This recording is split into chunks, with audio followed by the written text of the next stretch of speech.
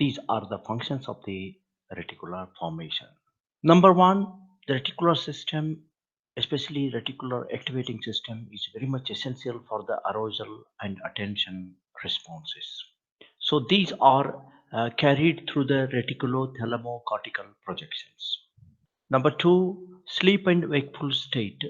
The reticular system is very important. These are happening through the reticulo-thalamocortical and reticulo-hypothalamic projections. Both Raphe and the cholinergic neurons play an important role. Number three, reticular system is involved in the emotional responses, especially the emotional responses that are involved through the limbic and the hypothalamic outputs that project onto the autonomic nervous system that brings about or expresses the emotions at various levels. Number four, reticular system is necessary for the brain activity, especially the EEG activity, because you have seen the whenever the alpha rhythm that is being changed because of the reticulothalamic thalamocortical projections. What happens if there is no reticular output, when there is no sensory output, the EEG pattern is a slow wave. So now once the alert state comes, the some sensory input comes, it becomes high frequency. Reticular system controls the motor activity, especially the muscle tone, through the descending projections, both from the pontine and medullary reticulospinal tracts.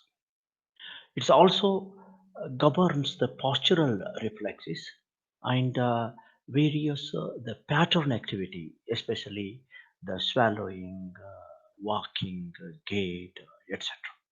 Reticular system regulates the autonomic activity. Autonomic centers are present in the reticular system. These are parasympathetic and sympathetic, which descends down either through the vagus or through the spinal cord.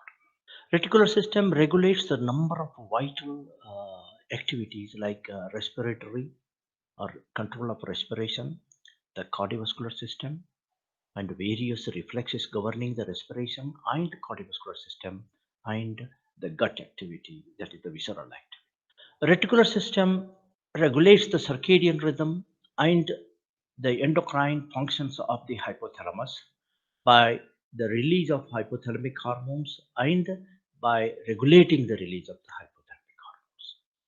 Reticular system activates the reflex centers of swallowing, mastication, vomiting, coughing, sneezing, and the baroreceptor and chemoreceptor regulation of blood pressure. Number 10, reticular system plays an important role in modulating the pain. One, at the periaqueductal level, and number two, by the descending serotonergic projections or cholinergic projections to the spinal gate control mechanisms. Reticular system is involved in the reward and punishment center, especially that mesolimbic dopaminergic connections.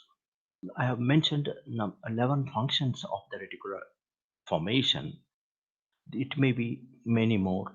I have explained them in my previous discussions and giving explanations at each level.